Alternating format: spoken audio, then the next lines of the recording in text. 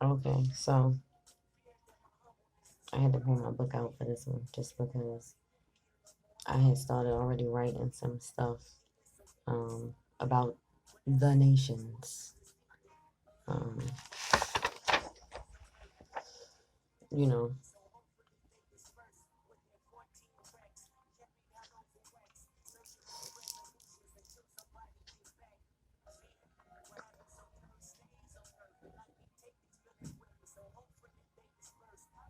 if we understand ourselves as transient traveling beings to any degree, um,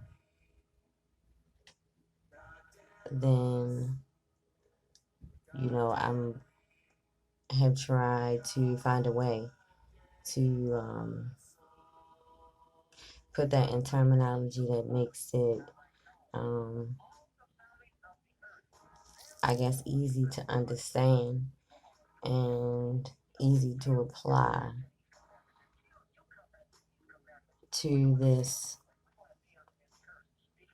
transient experience as we talk about, ever changing and being in the process of self discovery. And we're always, in order to discover something, you have to experience and go through it. And that's what life is, an experience.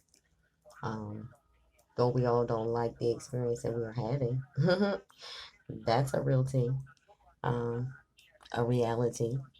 That we all don't like the experience that we are having, but we all don't understand our power and our ability to be able to change it. I guess, kind of, right? I haven't always either. And even coming to that understanding, um, some of the changes that need to be made in my life are really big ones because really big changes happen to me all at one time. But I'm taking those changes chew by chew, chewable changes, right? Because I have been known in the past to bite off more than I can chew and have a really hard time ingesting things. That's a whole nother thing. But, you know, um, if we understand um, self discovery, like if you were an explorer discovering something and you were on a course, um, you know, oftentimes we use the word course in a multitude of ways, but you know, you're on a course um, or a quest, this vessel of discovery would be. Um, and sometimes things run its course, as we are encountering, engaging other people, and we're having experiences. Sometimes we're done with things and they run its course. Sometimes things are abrasive in our course to us because it doesn't really align with us, um, which in turn would lead to it probably running its course and you taking a different course. If you are in turn, in tune with that, or if that's what you desire. But if we understand, ourselves traveling through this time and space,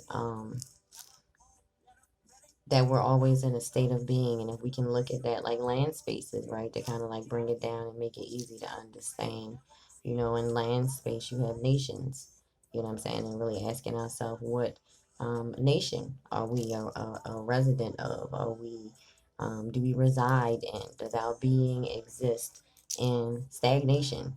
Does it resist or exist, I'm sorry, in imagination? Um, or does it exist in ordination? Which, if you look at the prefix of that ord, it's in order, doing things in order. Do we live in ordination? Do we live in coronation, which is, um, a level of consciousness that has to deal with your crown and your thinking? Do we live in coronation? Um, do we live in dissemination? Are we always, in that space? Um, but that's what we would have to ask ourselves and kind of identify and really look at, if that is the space we are in, being able to create roadmaps otherwise, to get to a different space if we can. And looking at that when I say, states of being, as if you were um, in a state of being. Inside of states, there are cities. We live in Baltimore. I live in Baltimore City. Um, but really looking at the cities we might live in. Do we live in toxicity? Do we live in reciprocity? Do we live in tenacity? Do